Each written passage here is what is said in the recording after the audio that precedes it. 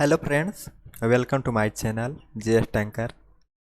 तो आज हम लोग प्राचीन भारतीय इतिहास के स्रोत के बारे में कुछ महत्वपूर्ण ऑब्जेक्टिव क्वेश्चन का सॉल्यूशन करेंगे। तो चलिए आज के देखते हैं पहला क्वेश्चन क्या कहता है। क्वेश्चन नंबर फर्स्ट, प्राचीन भारतीय इतिहास के विषय में जानकारी मुख्यतः कितने स्रोतों से प्राप्त होती है? तो भारतीय इतिहास के विषय में जानकारी 4 स्रोतों से प्राप्त होती है। क्वेश्चन नंबर 2, भारत का सर्वप्राचीन धर्म ग्रंथ वेद के संकलनकर्ता कौन है? तो सर्वप्राचीन धर्म ग्रंथ वेद के संकलनकर्ता महर्षि कृष्ण द्वैपायन है। क्वेश्चन नंबर 3, चारों वेदों को क्या कहा जाता है? तो चारों वेदों को संहिता कहा जाता है। क्वेश्चन नंबर 4, ऋग्वेद में कितने मंडल हैं? तो ऋग्वेद में 10 मंडल हैं। क्वेश्चन नंबर 5, ऋग्वेद में 9वें मंडल में किस देवता का उल्लेख है? तो ऋग्वेद के 9वें मंडल में सोम देवता का उल्लेख है। क्वेश्चन नंबर 6, ऋग्वेद के परिच्छेदों में प्रयुक्त अघन्य शब्द संबंधित है। तो अघन्य शब्द गाय से संबंधित है।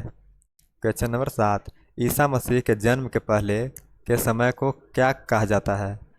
तो ईसा मसीह के जन्म के पहले के समय को ईसा पूर्व कहा जाता है। क्वेश्चन नंबर 8, किस वेद में गद्य एवं पद्य हैं? तो यजुर्वेद में गद्य एवं पद्य दोनों हैं। क्वेश्चन नंबर 9, साम वेद के पाठकर्ता को क्या कहते हैं? तो साम वेद के पाठकर्ता को उदात्री कहते हैं।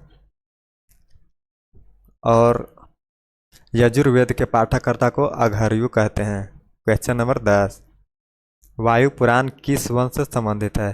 तो वायु पुराण गुप्त वंश से संबंधित है। मौर्य वंश विष्णु पुराण से संबंधित है। क्वेश्चन नंबर 11, सबसे प्राचीन वेद कौन है? तो सबसे प्राचीन वेद ऋग्वेद है। क्वेश्चन नंबर 12, चाणक्य का लिखा अर्थशास्त्र कितने प्रकरणों में विभाजित है? तो चाणक्य का अर्थशास्त्र 180 प्रकरणों में विभाजित है। क्वेश्चन नंबर 13, चचनामा के लेखक कौन है? तो चचनामा के लेखक अली अहमद हैं। क्वेश्चन नंबर 14, इतिहास के पिता किसे कहा जाता है? तो इतिहास के पिता हेरोडोटस को कहा जाता है। क्वेश्चन नंबर 15, मेगास्थनीज किसके राज दरबार में आया था?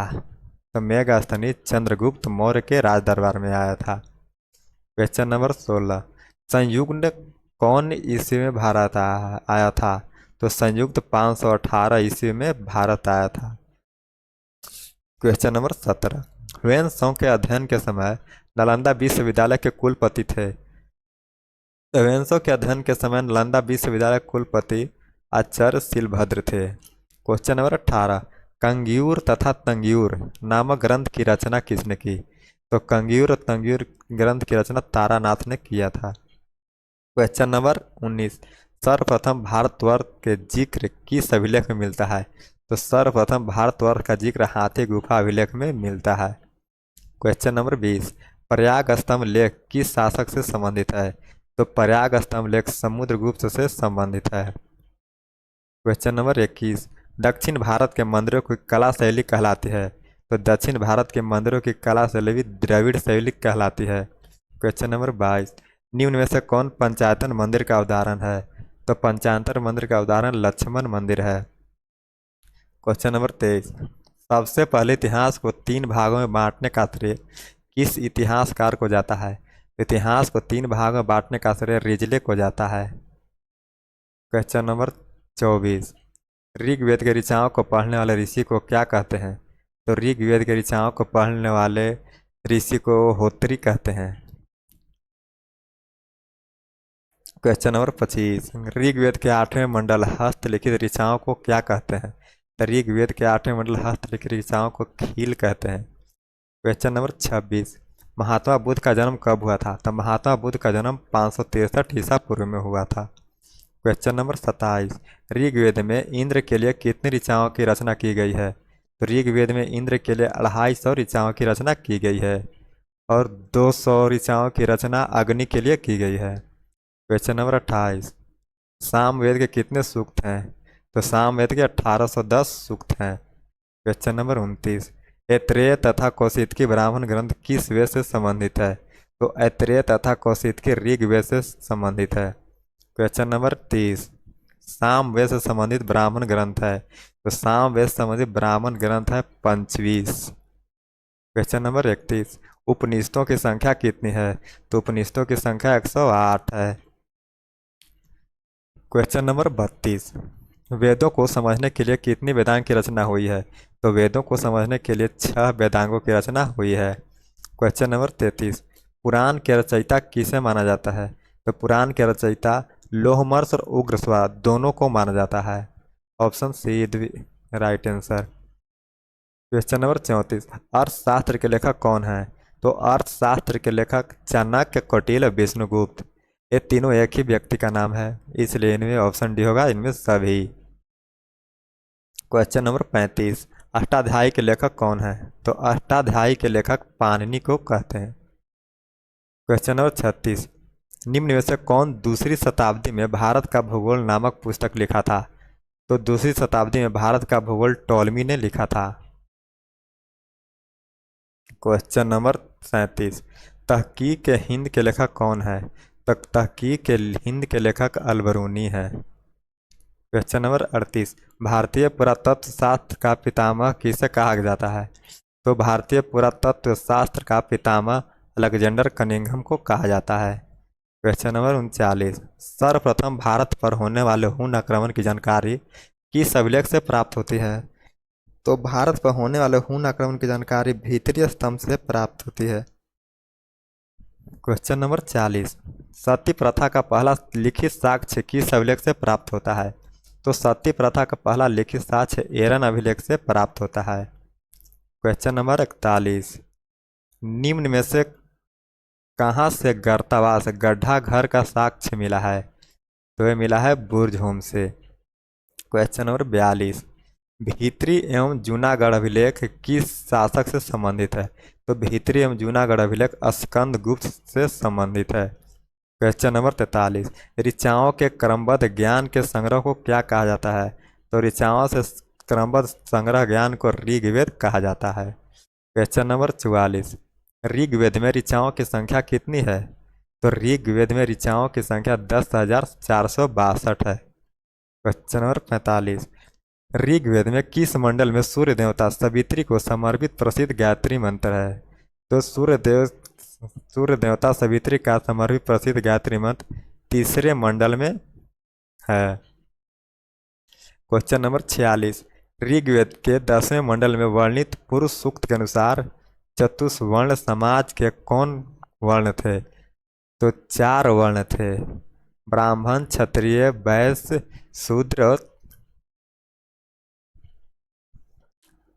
क्वेश्चन नंबर 47, पुरुष सूक्त के अनुसार वैश्य ब्रह्मा के जंघाओं से उत्पन्न हुए थे। क्वेश्चन नंबर 48, वर्तमान में प्रचलित ग्रेगोरियन कैलेंडर किस धर्म से संबंधित है? तो ग्रेगोरियन कैलेंडर हिंदू धर्म से संबंधित है। क्वेश्चन नंबर 49, वामनावतार के 3 पगों के प्राचीनतम स्रोत क्या है? तो वामनावतार के 3 पगों के प्राचीनतम स्रोत ऋग्वेद को कहते हैं। क्वेश्चन नंबर 50, ऋग्वेद में अग्नि के लिए कितने ऋचाओं की रचना की गई है? तो ऋग्वेद में अग्नि के लिए 200 ऋचाओं की रचना की गई है। क्वेश्चन नंबर 51, प्राचीन इतिहास के साधक के रूप में वैदिक साहित्य में ऋग्वेद के बाद किसका स्थान आता है? तो वैदिक साहित्य में ऋग्वेद के बाद यजुर्वेद का स्थान आता है। क्वेश्चन नंबर 52, यजुर्वेद के पाठककर्ता को क्या कहते हैं? तो यजुर्वेद के पाठककर्ता को अध्वर्यु कहते हैं। क्वेश्चन नंबर 53, किस वेद में बलिदान विधि का वर्णन मिलता है? तो अथर्ववेद में बलिदान विधि का वर्णन कहते हैं, और तंत्र मंत्र का, जादू टोना का वेद अथर्ववेद को ही कहते हैं। क्वेश्चन नंबर 54, किस वेद को भारतीय संगीत का जनक कहा जाता है? तो भारतीय संगीत का जनक सामवेद को कहा जाता है। क्वेश्चन नंबर 55, किस वेद में मनुष्यों के विचारों तथा अंधविश्वासों का विवरण मिलता है? तो अथर्ववेद में मनुष्य के विचारों अंधविश्वासों का वर्णन मिलता है। तैत्तिरीय तथा शतपथ ब्राह्मण ग्रंथ किस वेद से संबंधित है? तैत्तिरीय तथा शतपथ ब्राह्मण ग्रंथ यजुर्वेद से संबंधित है। क्वेश्चन नंबर 57, किस ब्राह्मण ग्रंथ में राज्याभिषेक के नियम एवं प्राचीन राजाओं के नाम का विवरण मिलता है। तो यह मिलता है ऐत्रेय ब्राह्मण ग्रंथ में। वैदिक साहित्य में ऋग्वेद के बाद किस ब्राह्मण ग्रंथ का स्थान आता है? तो यह आता है शतपथ ब्राह्मण ग्रंथ का स्थान आता है। क्वेश्चन नंबर 59, किस ब्राह्मण ग्रंथ में स्त्री को पुरुष की अर्धांगिनी कहा गया है? तो शतपथ ब्राह्मण ग्रंथ में पुरुष की अर्धांगिनी, स्त्री को पुरुष की अर्धांगिनी कहा गया है। क्वेश्चन नंबर 60, जावलो परिषद में कितने आश्रमों का उल्लेख मिलता है? तो जावलो परिषद में 4 आश्रमों का उल्लेख मिलता है। क्वेश्चन नंबर 61, क्वेश्चन नंबर 61 है पुराणों की संख्या कितनी है? तो पुराणों की संख्या 18 है। अब क्वेश्चन नंबर 63, विष्णु पुराण किस वंश से संबंधित है? तो विष्णु पुराण मौर्य वंश से संबंधित है। क्वेश्चन नंबर 64, पुराणों में सबसे प्राचीन पुराण कौन सा है? तो पुराणों में सबसे प्राचीन पुराण मत्स्य पुराण है। क्वेश्चन नंबर 65, जैन धर्म का प्रारंभिक इतिहास किस सूत्र से ज्ञात होता है? तो जैन धर्म का प्रारंभिक इतिहास कल्प सूत्र से ज्ञात होता है। क्वेश्चन नंबर 66, राजतरंगिणी किसके द्वारा रचित पुस्तक है? तो राजतरंगिणी कल्हण के द्वारा रचित पुस्तक है।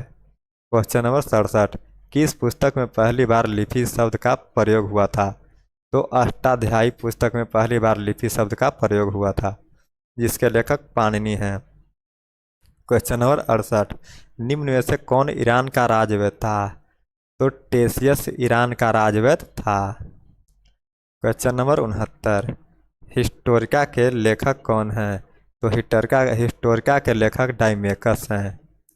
क्वेश्चन नंबर 70, इंडिका पुस्तक के लेखक कौन है? तो इंडिका पुस्तक के लेखक मेगास्थनीज हैं। क्वेश्चन नंबर 71, डाइमेकस किसके दरबार में आया था? तो डाइमेकस बिंदुसार के दरबार में आया था। डायोनीसियस किसके दरबार में आया था? तो डायोनीसियस अशोक के दरबार में आया था। क्वेश्चन नंबर 73, नेचुरल हिस्ट्री नामक पुस्तक किसने लिखा था? तो नेचुरल हिस्ट्री नामक पुस्तक प्लिनी ने लिखा था। क्वेश्चन नंबर 74, फाहियान किसके दरबार में आया था?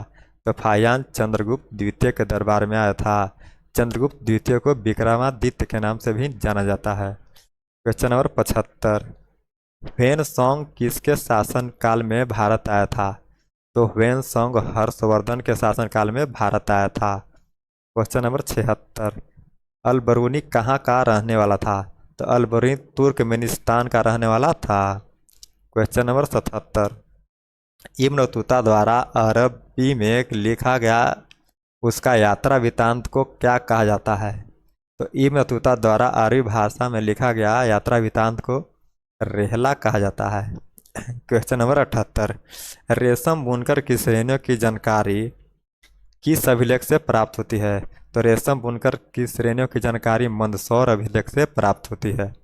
क्वेश्चन नंबर 79, किस अभिलेख में संकट काल में उपयोग हेतु खाद्यान्न सुरक्षित रखने का भी उल्लेख है? तो सहगौरा अभिलेख में संकटकालीन खाद्यान्न सुरक्षित रखने का उल्लेख है। क्वेश्चन नंबर 80, प्राचीनतम सिक्कों को क्या कहा जाता है? तो प्राचीनतम सिक्कों को आहा सिक्के कहे जाते हैं।